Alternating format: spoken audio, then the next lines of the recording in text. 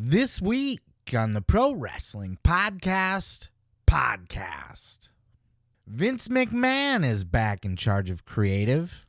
Paul Heyman addresses the backlash for the loss of Cody Rhodes at WrestleMania. AEW is headed to Wembley Stadium in London, England. And of course, the WWE has sold to Endeavor.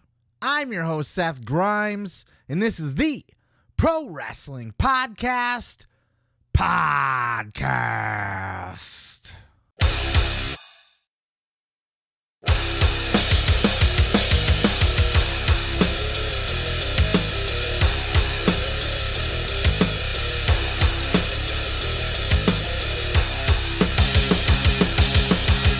What the fuck is up, everybody? Welcome to another episode of the Pro Wrestling Podcast. I am your boy, Seth Grimes, on a fucking insane week in the world of professional wrestling. Come on in, hang out, sit down, relax. We got a lot to fucking talk about coming off the heels of WrestleMania 39, a fucking fantastic WrestleMania for the most part. A bit of controversy in there somewhere along the way. I'm drinking a Zoa, by the way, and they switched to these little dorky cans. Remember they had the bigger like monster size cans. Now they got these little tiny Red Bull size cans. I don't know what the fuck they're doing, man. Like, the energy drink game is weak right now. Bangs are losing their distribution. It's fucking chaos out there. I don't know where to go. I don't really like any of the other ones as much as I like Bangs and Zoas and stuff. So it's a whole fucking thing I'm going through. But enough about that. I'm going to finish my can of Zoa, get my caffeine on. And while I do that, we're going to go ahead and hop on over to the first clip because we got a shit ton to get into this week. The WWE has sold to Endeavor, which intends to merge the WWE with the UFC into a new publicly traded company. Of course, this was the news that took over WrestleMania weekend, almost overshadowing the loss of Cody Rhodes, of course, right? Priorities, big stories first. But this was huge. We all knew this was coming. This was the big news for the last several months. Endeavor was certainly a name that was bantered about. People were talking about Endeavor. Some people were dead on with their predictions of Endeavor to be the company that's going to buy the WWE. And that's exactly what happened. Now, it's not official, but there appears to be a letter of intent that was signed to make the official announcement. Now it's just all the proper paperwork and due diligence at this point. And then this is going to be a thing. The UFC and the WWE are officially now going to be under one umbrella. The biggest news story in certainly of this year, I would imagine, for professional wrestling. And who better to tell you all about it than the two men responsible for making this deal possible. And let's go ahead and check out this clip with Mr. Vince McMahon and his mustache and his new boss, Ari, whatever the fuck his name is. Check out this clip. Endeavor was mentioned throughout this entire process. Yep. And now you're the last person standing. Why the WWE? He decided not to body slam me. But, we've brought together in a pure play the UFC and the WWE into a new publicly traded company. It's very rare to get iconic brands like the UFC and the WWE together. Individually, they're incredible assets. Together with the flywheel of Endeavor, which we've built, I think makes them unicorns. Let me say it another way.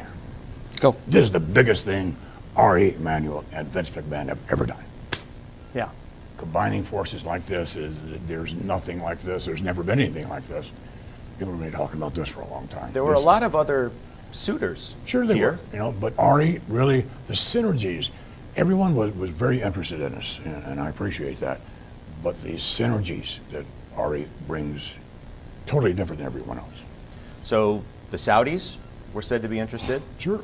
Liberty said Yes. to be interested, and others. Yes. And you had your pick. Yes. And Endeavor ends here up he is. the place. Right. Well, you know the fun thing?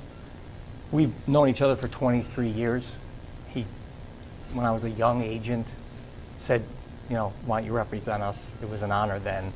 Throughout the pandemic, we got even closer. We've sold the media rights. There's a lot of trust here. But I think we built a flywheel that Vince realized the value, and what we did with UFC, he could see what we could do with his assets. And I'll just give him a little credit right here. You know, he saw cable when nobody saw cable, and he built a national brand way back in the day when there was about 15 different promoters out there. He built an in-house sales force to sell the product that nobody had, pay-per-view, took it public, and last but not least, I think, you know, 5-6 years ago, he went direct to consumer when none of us were thinking about direct to consumer. So us being in business with Vince, and now you're sitting there with a guy who's seen around the corner better than anybody in our space, and him being able to play with our flywheel, just look out. And this is the right business decision. Thus far, it's the right family decision. What I thought was interesting, Ari, is that Vince is going to be the executive chairman of the new company. Right. That implies that he is going to have a say. Well, I would have said the following. I would have body slammed him if he thought he was going to leave. Because as I said to you before, here's a man who has seen around the corners at every beat over the last 40 years of this business and has a vision for where this business, way before a lot of people see it. Him now being able to utilize what we have built in our flywheel, I'm the luckiest guy in the world, because I got Vince McMahon, a visionary that sees around corners. I got Dana White, and what we've built. That's pretty unstoppable. So you wanted him to stay? Oh my God, yes. Oh my God. Did he have to convince you to stay? Not that much. Why does Vince look like that? It drives me fucking nuts. Who told him this was a good idea? Who said wearing a goddamn mustache like a supervillain from the 1940s was a good look in 2023? I'll never know. He's got his hair dyed black. He looks ridiculous. He really does. Ari Emanuel, happy with his purchase. Seems to believe in the WWE product, and a WWE product that's merged with the UFC. Keeps talking about this goddamn flywheel. I don't know what that means. I've never heard this term in business. I'm guessing it just means the machine that Endeavor already has put together to plug and play everything with the marketing and the promotions and stuff. This probably plays into WWE's recent announcement that they're pushing to get legalized for gambling, because I think the whole betting and stuff is a big thing for the UFC. So I think that's something that they're trying to slide in with that. I mean, it's going to be interesting to see how they do business with the WWE, what's going to change exactly. We know, at least for now, Ari was very clear that he's not going to get involved with creative. He said that in this interview that we pulled this clip from, that for all intents and purposes, WWE is going to be run exactly the way that it's run right now. It's just going to have the Endeavor machine behind it. Similar to UFC, when they purchased UFC, Dana White stayed in charge of it. The fucking the Silva dude, what's his, Dave Silva, Joe Silva, whoever the fuck, the Giant Silva, whoever it was, whoever their booker is, their matchmaker over there, their whole machine stayed. The whole internal how we book fights and promote fights and everything all stayed the same, essentially. But there were little changes. I'm wondering, did the Reebok deal with the gear, so everybody lost the sponsorship on their shorts and shit, did that happen with the purchase of Endeavor? I think it might have. The stupid UFC title belts look like shit now. I wonder if that was an Endeavor thing. I like the old ones better. These ones look like trash. So it will be interesting. I imagine we will see changes over time. A lot of people are predicting the demise of Vince McMahon too. Vince McMahon is the executive chairman of this new company, whatever it's going to be. He is technically above Dana White. Somebody asked somewhere along the way is Vince McMahon Dana White's boss now. No, not really. No, Dana answers to Ari. But technically within the corporate structure, Vince McMahon is at a higher corporate level within the same company as Dana White. Vince is the executive chairman of a company that Dana White is a president of a subsection of. Same equal level as Nick Khan for the WWE. So certainly Vince McMahon could oversee the UFC. I mean, he's overseeing this entire company, not WWE. So he's the executive chairman of whatever this new brand is going to be. It's going to be traded under the ticker, which is just this little 3-letter gimmick that they put for the trading, under the ticker TKO. So we don't know if that's a hint towards, is this going to be TKO fucking promotions, entertainment? Who knows what it's going to be. But Vince is the executive chairman of the whole thing, not just WWE. But he is now the minority shareholder. So with all of this fire Vince McMahon chatter and stuff like that, Sean Ross Sapp has come out and said that Endeavor is very aware of the backlash that happened when Vince took over Raw this week. We will talk about that in a separate clip. But Vince McMahon being back has stirred up a lot of shit, and now there's that big hashtag and this big movement to fire Vince. I don't know that that's going to go anywhere. Dana White slapped his fucking wife in public and did not get fired. So I doubt that Vince McMahon, after already settling, he has no pending criminal charges at this time. Everything's kind of shaken out, if you will, at least for now, with all his scandals and stuff. And I just don't believe that they're going to, the way that Ari was sucking his dick and stuff in that interview, I don't imagine that they're going to look at a Vince McMahon and say, oh, he's out of touch and doesn't know what he's doing. Ari seems to think that Vince McMahon is this genius who has saw around the corner, as he said it, for all of these big things in the world of professional wrestling or sports entertainment or whatever. And he really has. Even at MMA, UFC has borrowed a lot from WWE's style. So, but I do think, it's been speculated that, with Vince not having the majority shares anymore, he doesn't have final say anymore. Ari Emanuel does. Endeavor does. And the shareholders are going to be, I believe, 6 from the Endeavor side and 5 from the WWE side. So even the shareholders will have majority, or the board of directors will have a majority in favor of Endeavor. So the idea is that Vince McMahon theoretically could get pushed out from now on. Being a minority stakeholder in this, he is not going to be able to push his way back into shit like he was to get back in to oversee this sale. So they very well could just, hey, we want you aboard so that we can seal the deal, and then we're going to kick you to the curb the first chance we get when the board things comes up. Now, Vince was very smart. Vince signed himself a contract before this sale went public, and it very much is tied to that. Make no mistake. Like a 2-year deal or something like that. So he's going to be able to stay with the company for at least 2 years. And if not, he's going to get a nice fat golden parachute, which he will anyway. He's a billionaire multi-times over now at this point. He's a very rich man. So I don't think Vince is going to be, I don't know that Vince will retire with this company. I think he probably will end up getting pushed out at some point, and it will be interesting to see what Endeavor does with the WWE once they have their dirty little paws over it. Just looking at what they're doing with UFC, they are not going to go in and micromanage. We're not going to see anybody from Endeavor coming in trying to book the WWE or decide who goes over at WrestleMania or what big star attraction to bring in. That shit's not going to happen. But what we might run into is, contract negotiations could be different. Endeavor might not cut as big of checks. They might cut bigger checks They might not want to do business with grouchy, grumpy people with big opinions and egos like we're known to experience in professional wrestling. Endeavor's not going to play that shit. They're a talent agency.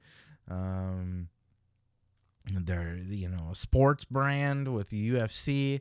I just can't imagine that they're going to sit and deal with shitty egos and big contract negotiations. And maybe they'll be hands off with that, but I can imagine shit like that happening, different sponsorship deals, moves in the pay-per-view industry. That's something we could end up seeing as well, because UFC charges goddamn what, $70, $80 for their fucking pay-per-views every month. WWE free on Peacock, or $5.99 or $10 or whatever they're charging. It's a big old difference from what it would be for UFC. So maybe they'll make that change as well. So there are changes that we're probably going to likely see. Vince probably won't be around forever. Who knows if Triple H is sticking around at this point, if he's pushed out.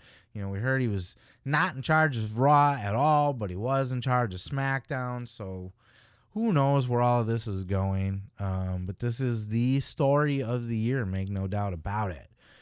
This is a big, big deal. This is the first time that the WWE has been out of the McMahon family ever in the history of life.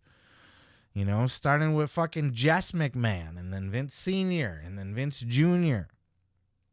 Never made it to a Stephanie or a Shane or a Hunter. It's sold now to the same company that owns the UFC.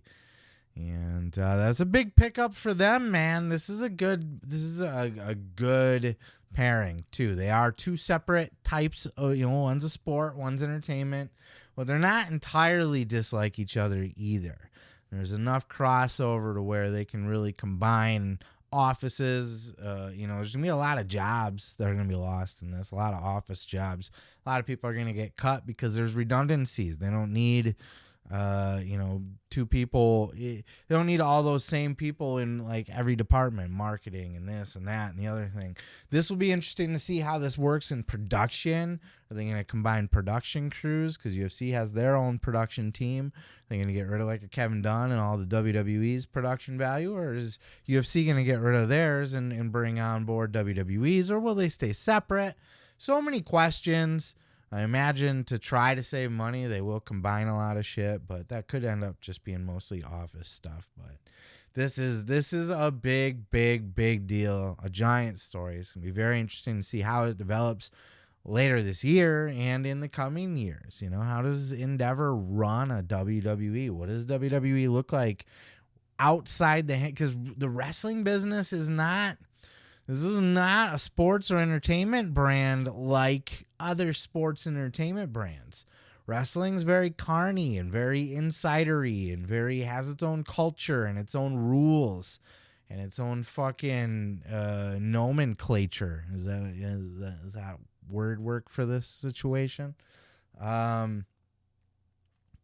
What happens when a bigger company like Endeavor comes in and buys a carny ass fucking product like WWE with all the shit that can happen backstage at these things?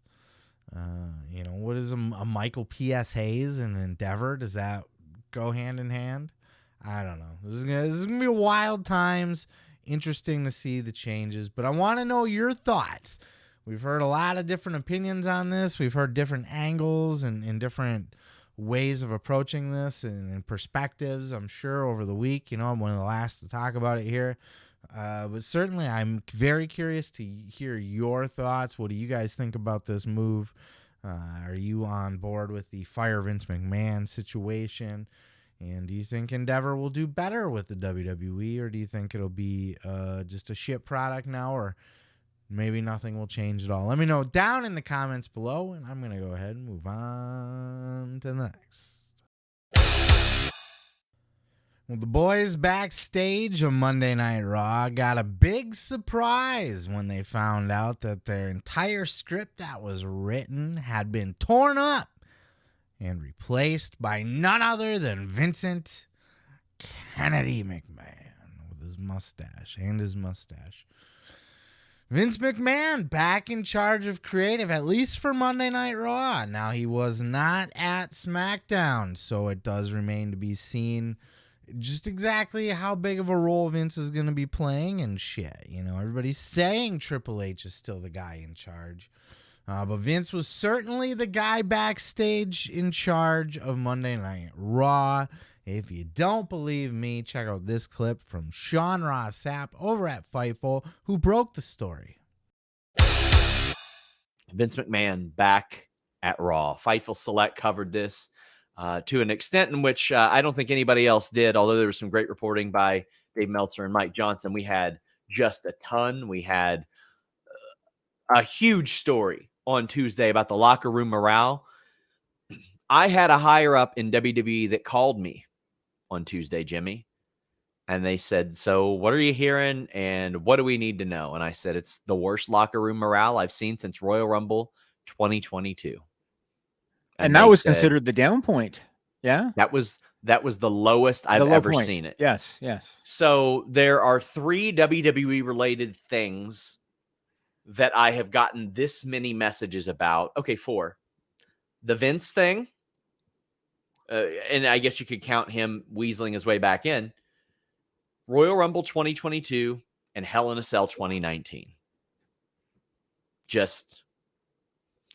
It was bad. It was really bad, and it was really bad between 7 p.m. Eastern and 8 p.m. Eastern, Jimmy, because there was this talent meeting at 6 where they were being told, oh, well, nothing's going to change.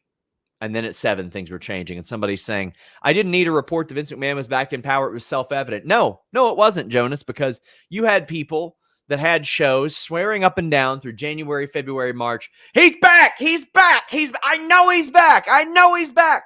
No, now we know he's back when he's literally running up and tearing up the script. And to be quite honest with you, I don't know if a whole lot of people would have known based on this show that Vince was back had we not reported, well, these 2 matches got canned. This one got slid in. Omos was backstage eating a Cinnamon Toast Crunch and got told you got a match. Like that. Yes, it did require some level of reporting, or else you probably wouldn't have known that Vince was backstage. You got the tells of Vince McMahon. And there are several. I've constantly said rematches are going to be one. Getting title shots off of losses will be another one. But a couple of them that we saw, almost no wrestling in the first hour, commercial-free hour, and tearing up that script, Jimmy. We certainly did see it. The worst morale backstage since Royal Rumble 2022. This was the point in time where WWE was pretty much dead and AEW was firing on all cylinders and people were wanting to jump ship. You know, people forget already that there was a point in time where everybody wanted to go to AEW from WWE.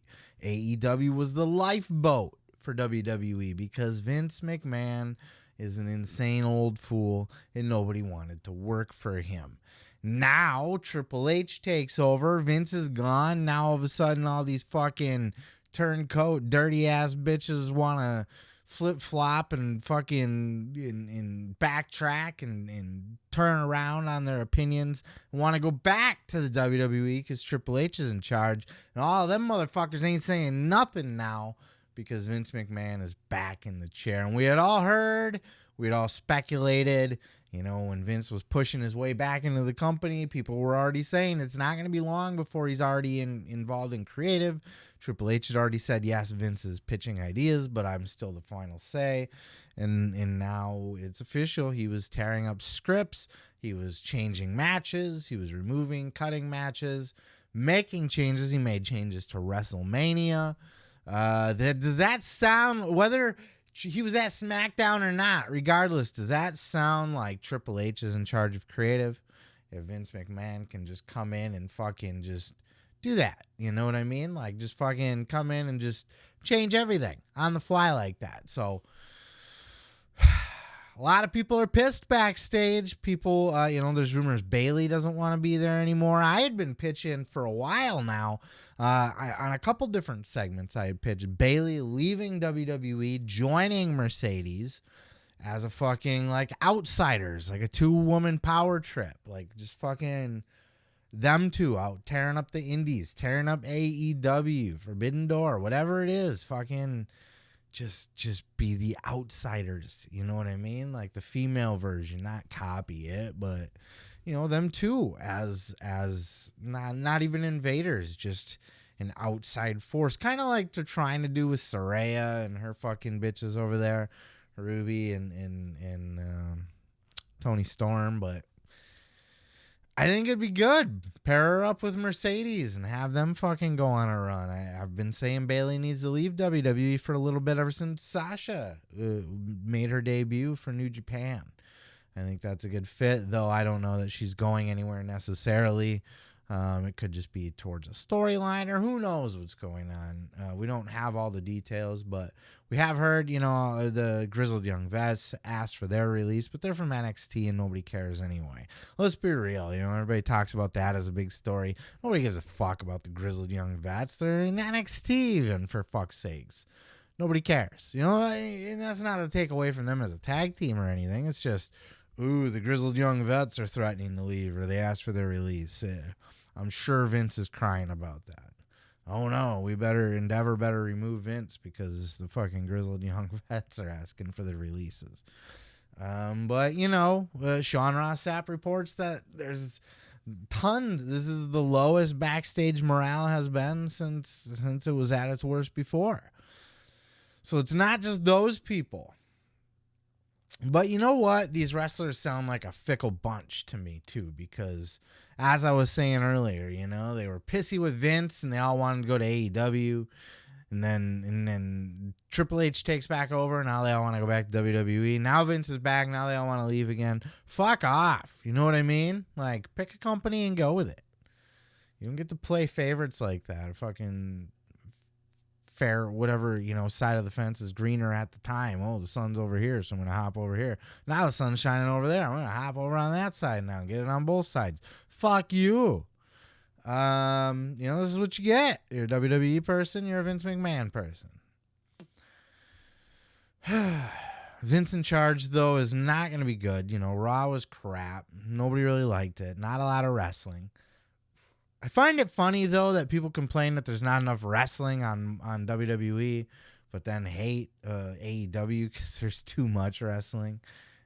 Can you just maybe watch both shows and get your fill of each, you know, promos and in-ring stuff? I don't know. Just a thought. But it's not a good look that Vince is back in charge. I'll say that. It's not a good look for Triple H. All his credibility, everything he's built is shot. People aren't going to want to jump back so easy.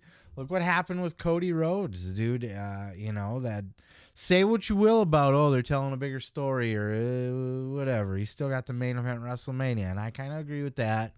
But you're not going to convince, you know, there's going to be people that are that were looking at Cody's push from AEW that are maybe going to think twice now. Though we'll address that in a later segment because I don't think that that's fully a fair take either. You know, that's a very nuanced story. But certainly there's other things, you know, these are just some of the things that guys in AEW are going to look at and maybe think twice about wanting to hop back over to WWE or hop over to WWE. I think as long as Vince is in charge, and not only as long as Vince is in charge, because he's going to keep doing that. The Monday Night Raw was not the only time he's ever going to fucking tear up a script and rewrite it during the show and cut matches and stuff like that. It's going to be a thing now until he's gone. And then when he's gone, then what? Endeavor's going to...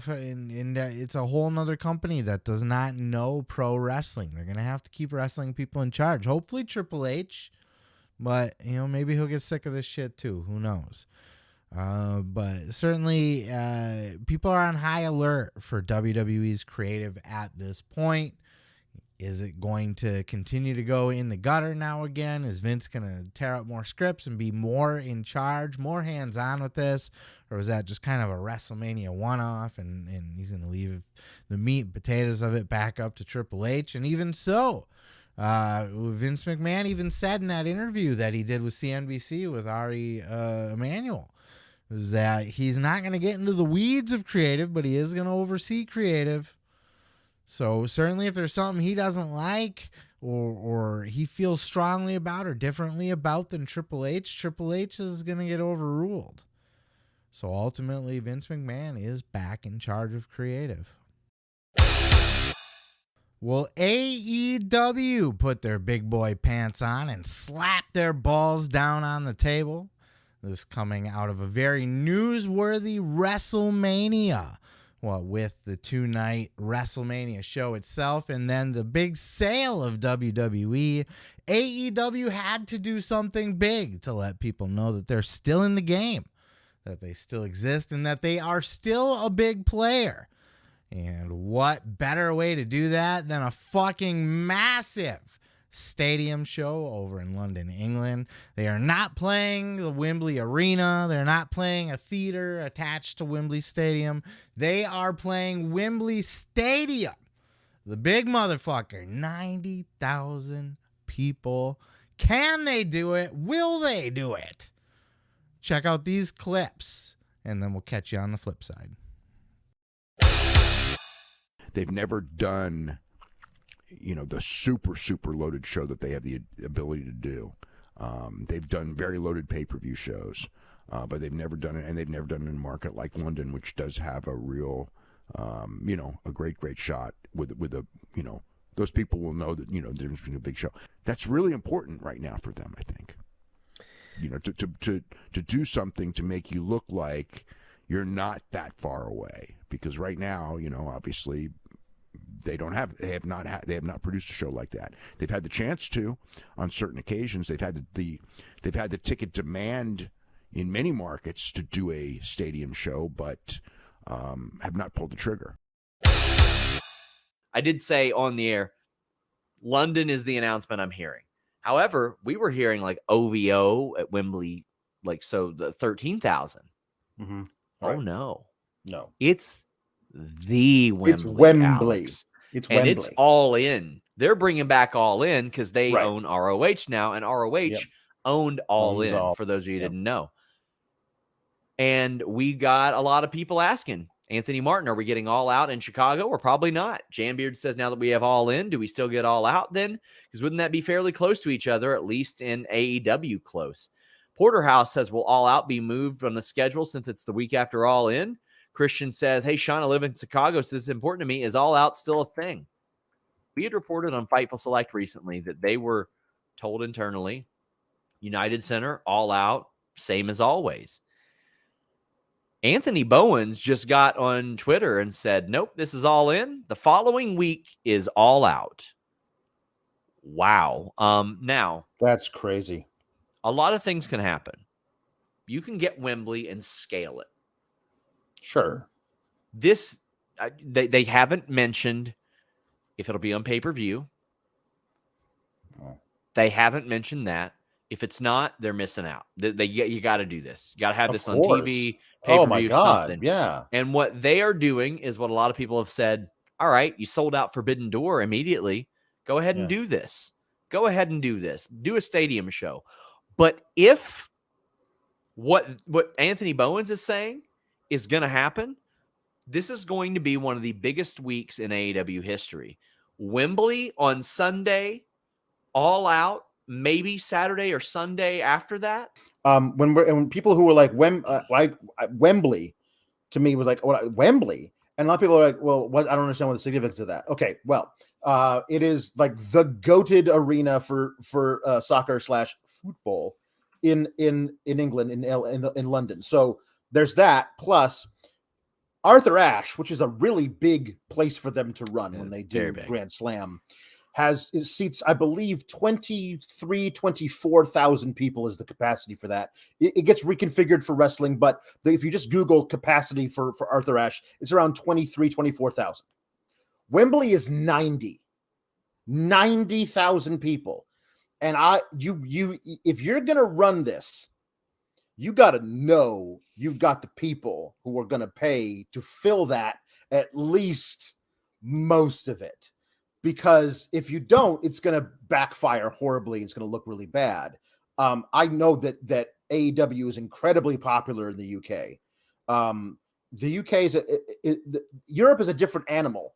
Traveling to the UK from any place in continental Europe is not a difficult prospect. You can hop on a train and get there. Like it is they go like it's not the same kind of thing, but there are people from other countries that will come see this. 90,000, depending on how they configure it for thing, that is a crazy amount to try and do. And I think they can pull it off. I mean, you look at AEW right now, they have a world title, international title, TNT, FTW, tag team, trios, and a women's title. And they had to. It's go big or go home. It is absolutely all in. They're going all in. This is the theme of this show. That's what all in stands for. You know, the original all in that Cody and the Young Bucks started was all in. They had to put their balls on the table. They had to put their money where their mouth was. They had to show. They had to shit or get off the pot. Can we do this, or are we not big enough to? That's going to be the same thing with this event in London. Is AEW a major player? Can they do stadiums?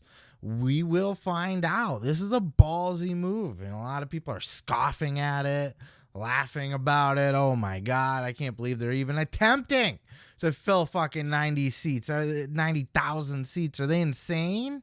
Well, they're huge over in England, first of all.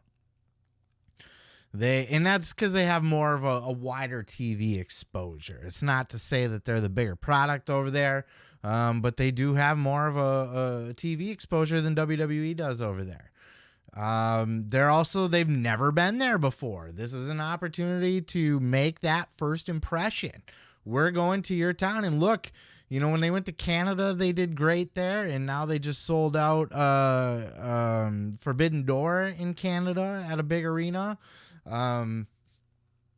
They, by all accounts, it sounds like they're going back to the United Center again this year. So, which I think is for All Out, which is around the same time as All In. So they're making big moves. You know, are they going to sell out 90,000 seats? Look, first time there, tons of promotion, put together a huge card. They have to, another thing is they announced this really late. It almost sounded like they were waiting on something. Either they're waiting till after WrestleMania to kind of make their little stamp, you know, to stand out, to show that they're still in the game, or because they were finalizing some other deal. Maybe, you know, like a CM Punk to come back, perhaps. They have to put their best foot forward for this show. They have to stack the card. It's not enough to be there and then have the fucking Acclaimed versus the fucking Gun Club. You know what I mean? They have to stack this fucking card. They have to make it a mega show. And they have to market the shit out of it. They have to take over Europe. They have to, you know, bring in all of these people from all around Europe. You know, they can bring in people from fucking Ireland and Scotland and wherever else in Europe. I don't know if there's a lot of wrestling fans in France and some of those other countries, but you get my point. It's not unreasonable to think that they can do a very solid turnout there if done properly. Now, can they do 90,000? That's fuck, man. That's a WrestleMania-sized crowd. That might be more than they can chew, but are they? Look, if they get like 30,000, if they get like 40,000, that's not going to be good enough in a 90,000 seat arena. They're going to have to get to the 70, 80,000 mark for this to not be a joke. Well, what do? You have to make those big moves. Vince McMahon built the WWF out of making big moves. WrestleMania was a big move. That was a stupid move. That was insane, right? This is insane. This is a big, ballsy move for AEW. But look, first time overseas, all your biggest stars, your biggest match cards, build that shit up. Promote the hell out of it over there. I think you can do well. I mean, they obviously have to believe that they can make this happen. Otherwise, they would have never tried. But calling it All In, there's significance to that, too. They did that on purpose. They know that they are making a mark. They're making a statement by doing this. They're putting all of their cards on the table. They're going all in on this. That's what they're doing, and that's why they called it that, and I fucking love it. And they should do all hands on deck. They should bring in New Japan stars. Mercedes Moné should be on this fucking card. Taking on Britt Baker or Jamie Hayter or something like that. Saraya. They have to have Kenny Omega versus Will Ospreay 2 on this one. They have to have Ring of Honor represented. Punk should be on this show if Punk's still signed and he's able to perform. Bring him in for this show. My God. And advertise it. Not a surprise or anything. They have to. They absolutely have to go all hands on deck for this. Drew McIntyre will not be free for this show, so that one is out of the question for this. He'll still be under contract at WWE, but they should look outside of WWE as well. Goldberg's a free, or outside of AEW, Goldberg's a free agent. Bring in Goldberg, at least for a one-off. I believe him and Wardlow had comments or met or something like that. Have him face Wardlow. Have a hoss fight over in London. Just go all in. You're calling it all in. Go all in on this one and make it big. And I don't think they'll hit 90,000, but I think they can do 70, 80.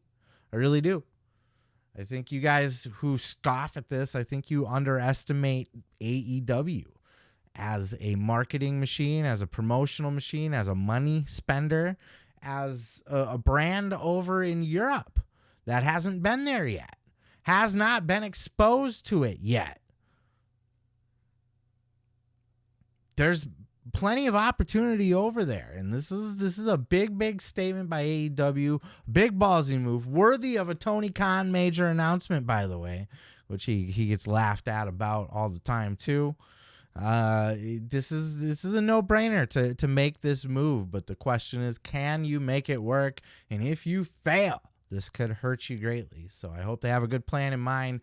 I hope he was holding out not just till after WrestleMania, but for a final yes from like a CM Punk or some other big stars that can put this over the top. But I'm excited to see it. I'm all for it. I am there for it. AEW Wembley Stadium putting their balls on the table.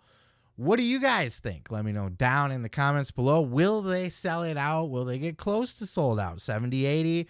Or are they going to laughably get 20,000, 30,000 in there and be a big joke? Which is still a huge number, by the way. It was huge in Arthur Ashe, but it's not going to be in Wembley. They really have to turn out for this one. The wise man, Paul Heyman, did an interview with Ariel Helwani this week on Ariel Helwani Meets following WrestleMania 39, the big controversial championship title match, Roman Reigns versus Cody Rhodes. My reaction to this match was quite shocked. Similar to my reaction to the Undertaker streak, to be honest with you. It was very controversial. The internet very upset about the finish to this match. So Paul Heyman was asked flat out about the controversial finish to this championship match, and here's what he had to say. Check out this clip. I like the fact that everyone walks in now thinking this is the last title defense. And I experienced this before with something I had a hand in ending, which was the Undertaker's undefeated streak at WrestleMania. And every year you sat there and you said, oh, no, this is it. And during the match, the audience is actually anticipating and salivating for this to be the moment that they get to witness the historical 3 count on the Undertaker to which the streak would finally end. And then, of course, when Undertaker would defend the streak, they'd sit there, oh, yeah, I don't want to see this end. I can't wait to the next chapter. And then it finally ended.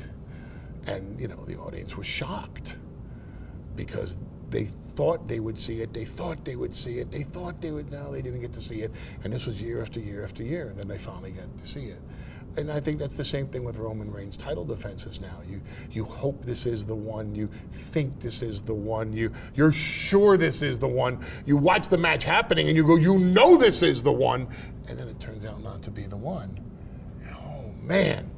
I can't wait to see the next chapter. And the response tonight to Cody Rhodes, which was louder than the response last week to Cody Rhodes, which was a response more passionate tonight for Cody Rhodes, which was a response of an audience that believes in Cody Rhodes this week more than they did last week when they hung their hopes and their dreams on him. And he didn't disappoint them. We disappointed them.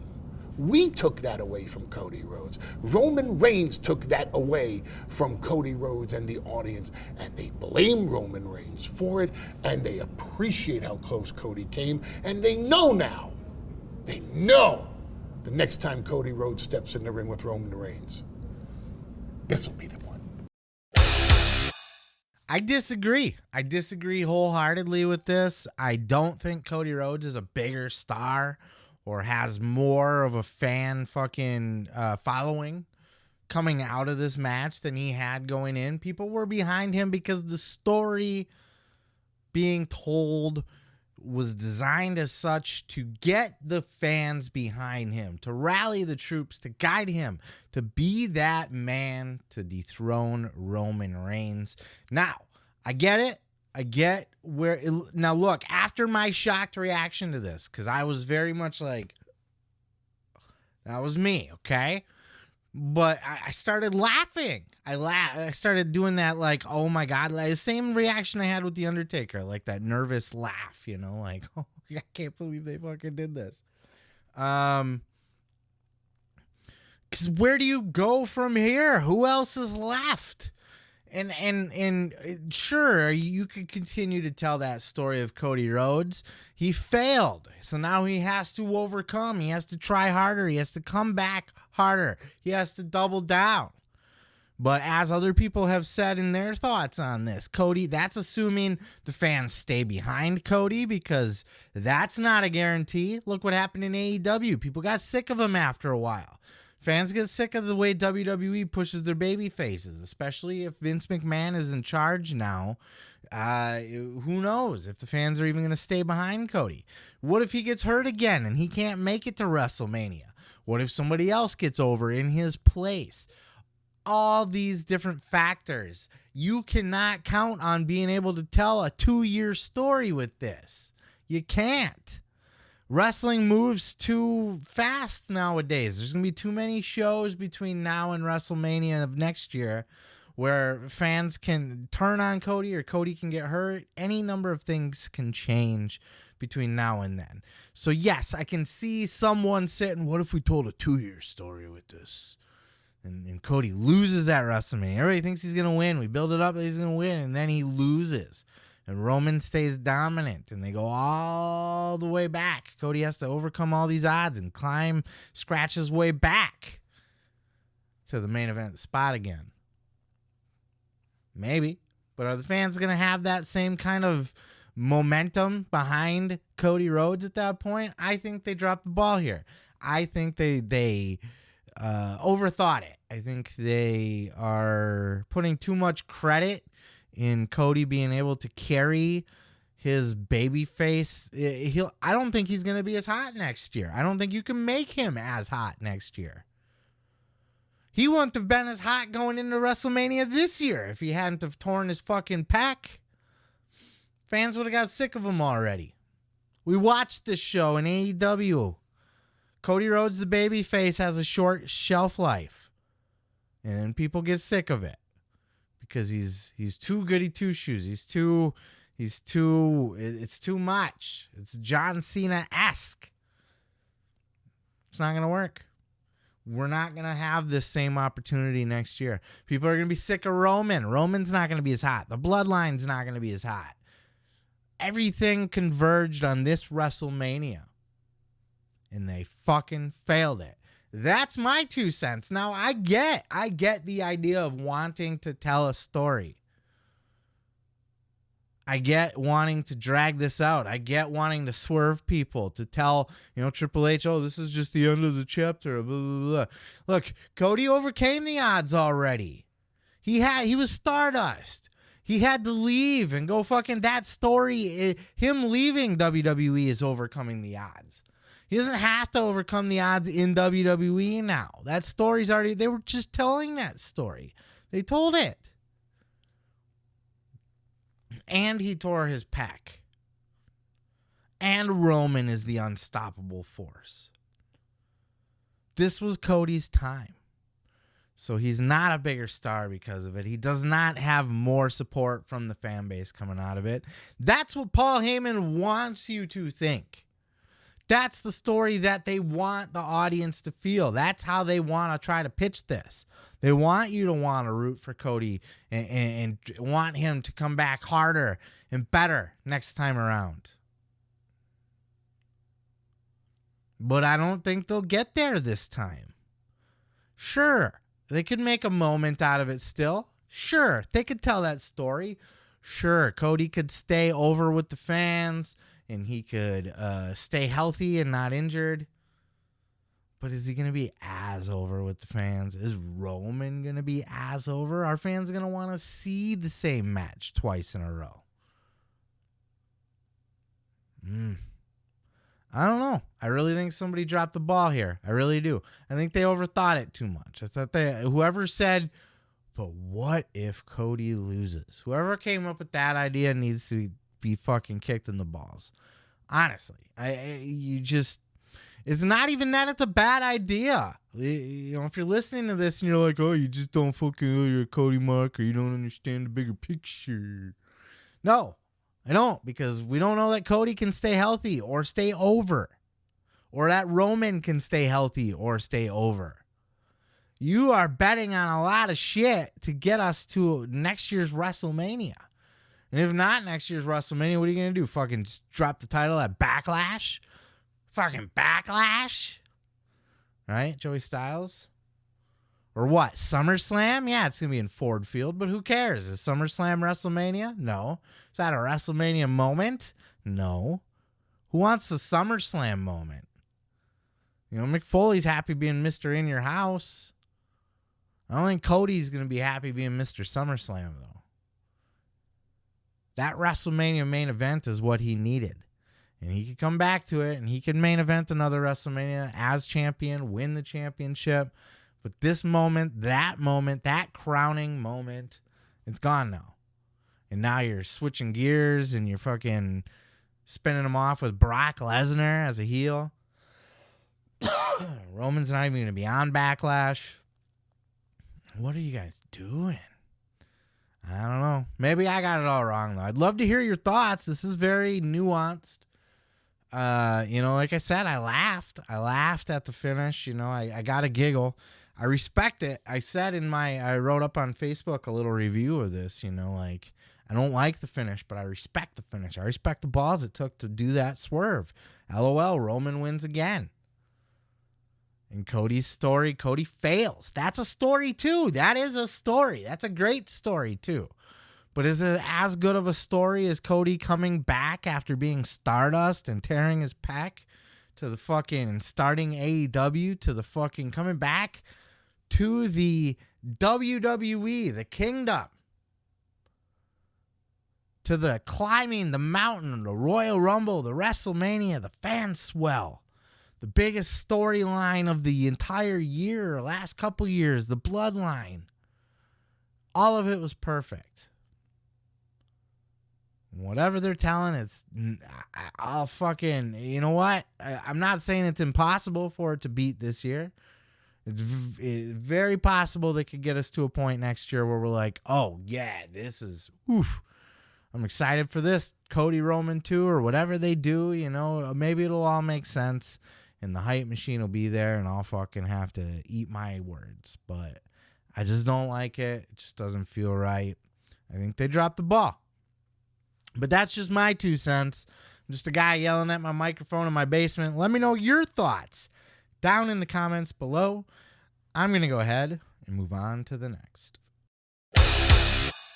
Dolph Ziggler was on the Insight with Chris Van Vliet podcast this week, talking about his WWE career, talking about his place in the WWE, how he's not seen as the top guy.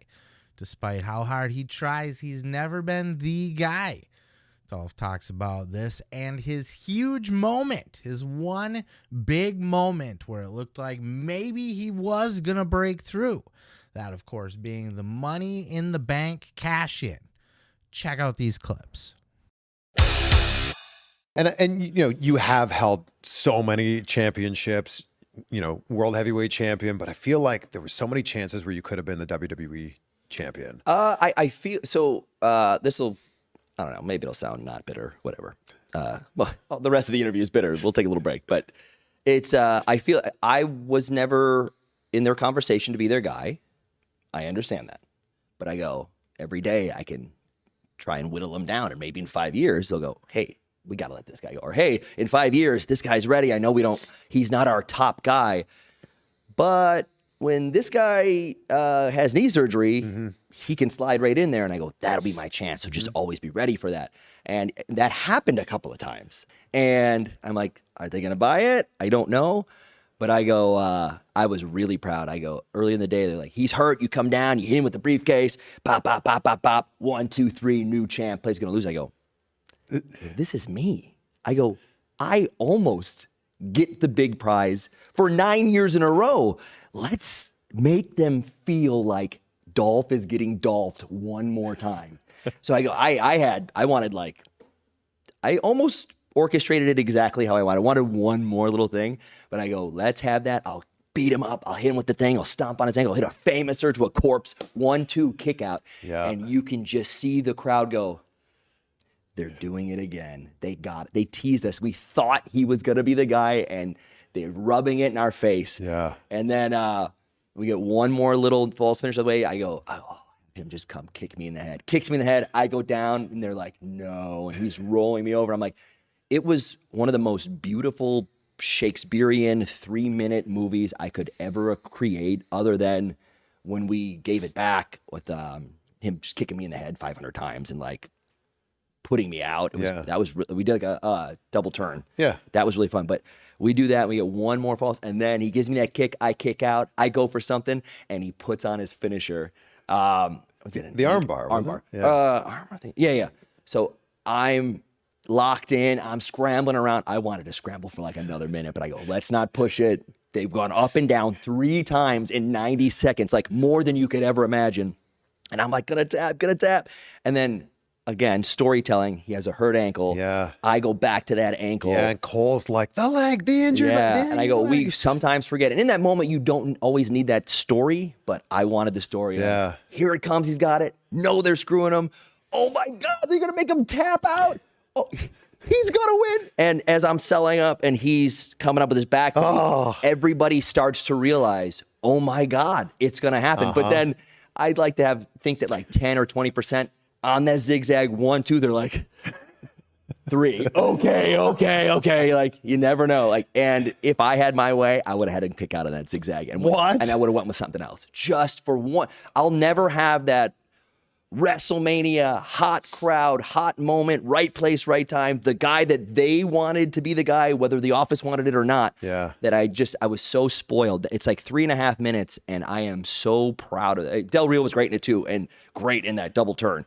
But that 3.5 minutes is so beautiful for the business that I'm very proud that I was a part of it. All right, here's where people are going to get mad at me because they did the same thing when I said this about John Morrison. I think Dolph Ziggler's overrated. I said it. I look in the comments and everybody's like, oh my God, I can't believe how he's not a main eventer. Why would he be? For what? What did he do to be a main eventer? He's a good wrestler. He's a great wrestler. He's a very good hand. There's a lot of good hands in wrestling, though. Al Snow was a good hand. He's a trainer. Bill DeMott, he's a good hand. No, I'm being facetious a little bit. Obviously, Dolph Ziggler's a better wrestler than them. He's a better worker than them. But does he deserve to be the main event? Does he deserve to be on the cups at the fucking Quickie Mart? Does he deserve to be on the side of the truck, the face of the poster, the man on all the TV shows? Ariel Helwani meets Dolph Ziggler. I don't know, man. I've just never seen it. He's a good hand. That's what I see in Dolph Ziggler. I see him as a fantastic worker. I don't find him to be particularly charismatic. He is in his own way. He's not a fucking tool. He's not dry. He's not fucking Lance Storm or anything, but I'm not going to pay a ticket to go see Dolph Ziggler. You know what he needs is a character change. I'm here to show off, I'm here to show the world, come on. And comes out with his fucking biker shorts, his pleather biker shorts, and his fucking long blonde hair. And it doesn't do anything for me. Maybe he needs to be like a nasty heel. He needs to be mean. He needs a change of a gimmick. New theme music, a new look. He's not a bad worker. He's a great worker. He's one of the best workers. I'll give him that. I'll always give him that. But that does not buy you the ticket to main event WrestleMania. He's not in the same category as Roman Reigns. He's not in the same category as Cody Rhodes. He's not in the same category as Sami Zayn. He's not. He's not Brock Lesnar. He's not Bray Wyatt. He's not a main eventer. He's a mid-carder. He's a good hand. I like what Dolph said. He likes to be the guy that you could plug in anywhere, he said in this interview. You know, if you need me to open up the show against a local guy, or you need me to fucking fill in for the main event because somebody busted their knee or something, I can be that guy. He can. That's the definition of being a good hand, a fucking carpenter. You know? He's there to fucking help build people up and fill in spots and do his part.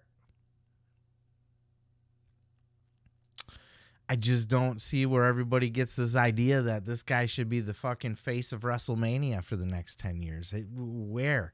What do you see that I'm not seeing? He doesn't cut a particularly awesome promo. He can talk, but is he fucking... I don't know. There's just nothing there for me personally. And you can like Dolph Ziggler enough for both of us. That's fine. You know, we don't all have to like Dolph Ziggler. I don't have to like Dolph Ziggler just because you do. He doesn't do it for me. He's not a main eventer. He's a good hand. Money in the Bank was a huge moment for Dolph Ziggler. One of the best, if not the best, cash-ins of all time. Huge pop. That was a huge moment. But there's a reason he wasn't the champion much longer after that. Nobody cared. Nobody's like, oh my God, it's the Dolph Ziggler era. Let me fucking bust out my wallet and write you a check right now. Printing Dolph Ziggler t-shirts off of fucking money, hand over the fist. Stadiums around the world. Sold out. I'm here to show off. I'm here to show the world. Right? Main event. Come on, guys. Come on. You're conflating him being a good in-ring worker with being the fucking face of the company, and it's a joke. It's a joke. Not everybody, look, he's a multi-millionaire. He's been in the company for 15 years at least, right? I mean, goddamn. That's enough right there. He's had a job that long. It's like Natalya. She bitched about not being the main event. Always the bridesmaid, never the bride. Not everybody can be. Where's this participation trophy? I need to be the main event because I've been here long enough thing. Do people care to see you? Are people buying tickets? Is Natalya versus fucking Charlotte going to sell out a fucking WrestleMania? Is it going to do the same numbers as Rhea Ripley? No. Is Natalya and Rhea Ripley going to do the same numbers as Charlotte and Rhea Ripley? No. Dolph Ziggler versus Roman Reigns. Is that the main event of WrestleMania? Is that where you're flying from Australia to come see? I think people just don't know what they're talking about. I think Dolph is perfectly slotted for what he is and who he is. And he seems like a great guy. Fascinating interview. Highly recommend you listen to it. Watch it. Whatever the fuck. Chris Van Vliet, Insight. Great interview. Great sit down. Huge moment with the Money in the Bank. But Dolph is not going to get any higher than where he's at right now. And nor should he be. But that's just my opinion. Let me know your thoughts down in the comments below on why you think Dolph Ziggler should be the WrestleMania main eventer. Should be the top guy, and how I got it all wrong. And he's just being held down. I just don't see it. Well, Vickie Guerrero has made the news this week as she was removed from the AEW roster page very quietly after allegations came out from her youngest daughter, not Shaw Guerrero, the one that was in NXT for a little bit, but Sherilyn Guerrero. And Sherilyn has accused Vickie Guerrero's new husband of sexual assault in a TikTok video, and accused through accusations at Vickie Guerrero as well, as maybe not being as loving or caring or believing her and kind of shutting her out. Let's go ahead and first take a look at this TikTok video by Sherilyn Guerrero, and then we will take a look at a response from Vickie Guerrero herself that she posted to social media. First, check out this clip. A lot of people ask me if I talk to my mom or my sister. And the answer is no. Now let me go ahead and rephrase this or tell you, I would love to talk to my mom and my sister. I really would. I need them. And I don't need a lot. And I don't need anybody else other than my family, right? This is why I didn't want to make this, because I'm so tired of crying, but I also feel like this is just gonna help me not feel like I'm keeping this giant secret. Okay. So come 2020, right before COVID, there was a cruise that my family had went on. And basically on this cruise, I got sexually assaulted.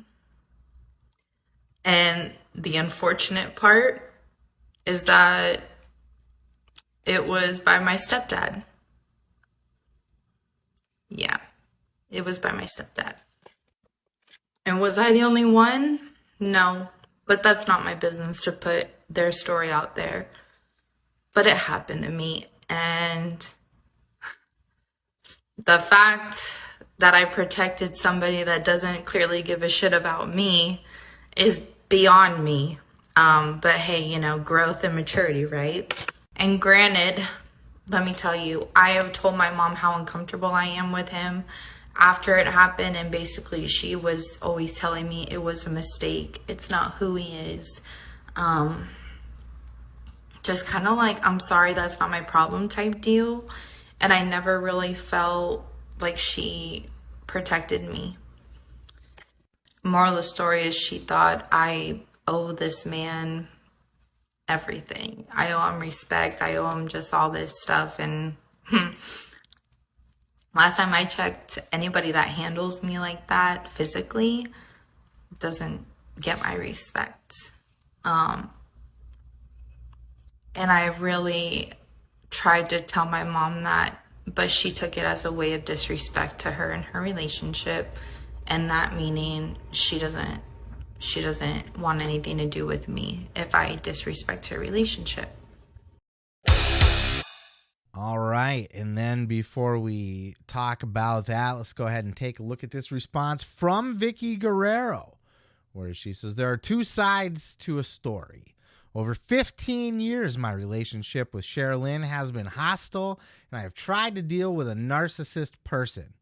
Not only myself, but close friends of Sherilyn of over 10 years and family have cut ties with her because of her manic behaviors. I tried to do therapy with Sherilyn, but she always said no, and that I am sick, not her. Sherilyn, please tell your side of your character of being drunk on a cruise and having guys in your room, then crying because you think you were raped, R-worded, YouTube, holy shit, then demanded us to go to a pharmacy in the Bahamas for Plan B. You want to play dirty and sling Chris and I through the mud, Chris being the husband in question. I have my own pile of mud from you. Are you enjoying the 2 cars that Chris bought you, the 3 apartments you bailed out of, and the 2 surgeries we paid for you? Your lies will catch up, and I feel bad for you. Sherilyn, not once have you spoken to Chris about the situation, but you can go on social media and tell all, but that's how you communicate? Another example of you manipulating and harassing others. I am so done with you and tired of the years of your manipulation, lies, and disrespect. I kept quiet for years because of you never seeking therapy to learn how to have an adult conversation with me. It has always been your way or nothing at all. Okay, Sherilyn, not only will I see you in court, but you and I will no longer be related. For the fans who feel entitled to comment, fuck you. You heard one side of a story and you feel entitled to comment on something you know nothing about. Well, goddamn, what a mess this is, isn't it? When I first saw this video from Sherilyn Guerrero, it obviously touched a nerve with me, hit me in the feels, and I felt for her. I saw Chavo Guerrero had come out in support of her. I do think Shaul Guerrero had also come out and said that come out in support of Sherilyn, as a matter of fact. But Vickie Guerrero in support of her husband over her daughter, and there are 2 sides to every story, and it is somewhere in the middle. I gotta tell you though, I'm not gonna sit here. I can't sit here legally. I can't sit here and say an opinion one way or another on did it happen, did it not happen. That's not for me to say, because one's saying it did, one's saying it didn't. You don't want to discredit anybody's accusations. But you don't want to, throw the book at somebody based off of an accusation. Vickie's sticking up for her husband. But I got to tell you this, just big picture story here. It's striking that Vickie Guerrero is willing to disown her own daughter. I would never disown my own kids, no matter how bad things got, no matter what happened. I would never let it get this far to where there's this kind of drama in the family. I would never choose a partner over my own child. Never, ever, ever in a million years. I think that's disgusting and horrible. That a Vickie Guerrero with her second husband, her remarried, which I don't know how I feel about anyway. Everybody deserves their happiness and everybody deserves to move on. But at the same time, how much did you love Eddie? That you're just going to jump in and marry somebody else. And I guess, that can be argued. But to also cut off your own kids now, to disown them, to take them to court, to smear them in public, even though she smeared you. And if you're right, Vickie, and Sherilyn is crazy and she's smearing you, then yes, I get where your anger is coming from and everything. But I wouldn't cut off my kids. I wouldn't be having this conversation about my kids publicly, and I think it speaks a lot to the type of person that she is that we're even having this conversation. But there's 2 sides to every story, and I think maybe we'll see this one play out. I don't know if charges are being pressed or what the legal situation status of this is at this point. But Sherilyn, estranged from her family now. And what would Eddie think about this? It's just sad. It's just sad when shit like this happens. Don't particularly have an opinion on it, but it is a news story, so I did want to cover it here. Let me know your thoughts down in the comments below. I'm going to go ahead and move on to the next. That's it. That's all I got for you this week. I appreciate you guys hanging out. Lots of shit to talk about. Sale. The WWE sold. Finally sold. Hey, at least it wasn't to the Saudis, right? At least it was to Endeavor, which who knows how that'll work out. I'm a little apprehensive about it, to be honest with you. I think wrestling outside of the hands of people that know wrestling is a little dangerous, but we'll see where it goes. Vince back in charge of creative. Paul Heyman on the Cody match. Lots of fun stuff to talk about this week. I'm on my way out to see the Mario movie. Going to go see that shit with the kiddos. So it might come out to be a little bit shorter of an episode than normal this week. What's normal anyway? I'd say anything over an hour is fair game. But I'm excited to go see it. Movies are expensive though. God damn. I spent like $40 on 3 tickets just for me and my 2 kids. It's too much, man. It's getting ridiculous. But nonetheless, I am excited to go see it and get this video chopped up, edited, and out to you guys in a timely manner.